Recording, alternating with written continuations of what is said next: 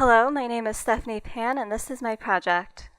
For several months, I've had this idea in my head of creating a hip-hop music video made up of only sounds of a Kit Kat bar being unwrapped and eaten. This is that project, with some modifications.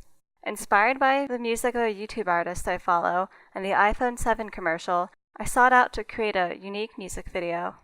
The goals were to 1. Create an audio-based project since I already have a lot of experience with video. 2. Show how things will sound differently depending on the recording device.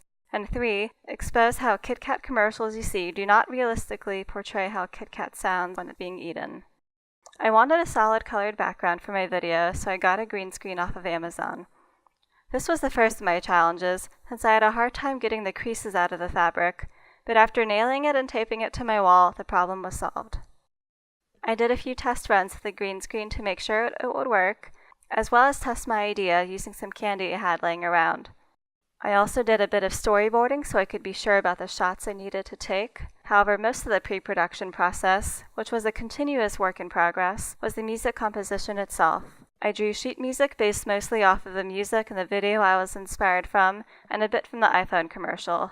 I analyzed over and over again what was happening in each bar of the song and drew it out accordingly. For actual production, I had to use multiple recording devices. The devices I used, although inconsistently, were my iPhone 7 with a voice record app, a Nikon D3200, my laptop, a Dell Inspiron, a Canon T3i, a Tascam DR40, and a dynamic omnidirectional microphone. I recorded myself, my boyfriend Rob, and my friend Jessica doing everything involved with eating Kit Kats, and more. I knew how I needed to light the green screen and subject by watching one of the music videos I was inspired from. A challenge I encountered after importing the first day of work into Premiere was the lack of lower sounds necessary to create the song.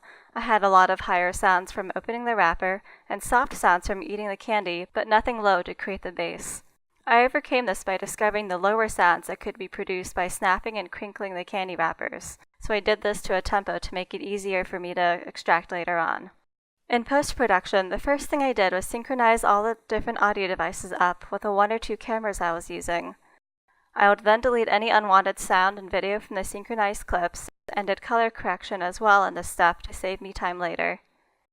Because they were all the same lengths, I would then export each audio track and video as its own MP4 file. This would make it easy for me to sample the same occurrence in the different audio devices. For example, if I wanted the sound and video of the Kit Kats being broken by both the iPhone, Nikon, and Tascam, I would simply search for the endpoint of 41.24 seconds, create the endpoint there, and then create the out point afterwards.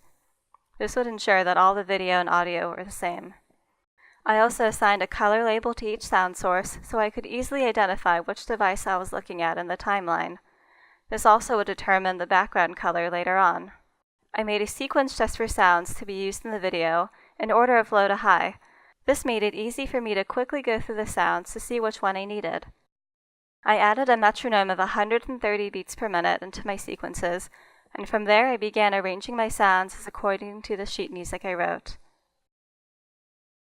Some challenges I experienced throughout my progress were due to the high and rather unrealistic expectations I had for this project. I initially envisioned a cinematically beautiful video with slow motion and panning shots and a hip-hop track, but I realized that 1. I don't have access to a camera that can do more than 60 frames per second.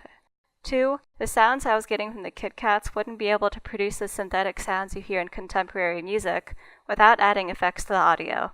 As a disclaimer, I did increase the bass a bit on the bass sounds. After talking with Professor Powell, I made my goals a lot more realistic, and realizing that what I was making was much more of a creative project than a feature-length film. After this meeting with him, I worked a lot more on putting together the music itself, as well as adding the backgrounds to all the videos. I created the Ultra key and created a colorful rectangle as the background, and then I re-imported the videos into the file. Throughout the production process, I learned a lot. I gained experience in managing a larger project in terms of the number of files used, which included organizing and naming all my videos.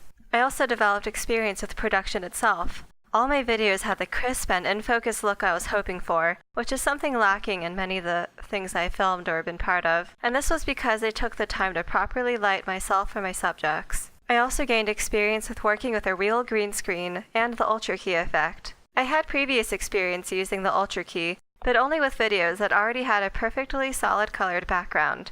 It was a challenge at times to key at the green screen in certain shots, and in the end I got a lot better at using the Ultra Key effect in combination with the Lumetri scopes for color correction. I feel that working on this KitKat video is just the beginning of my audio-based work.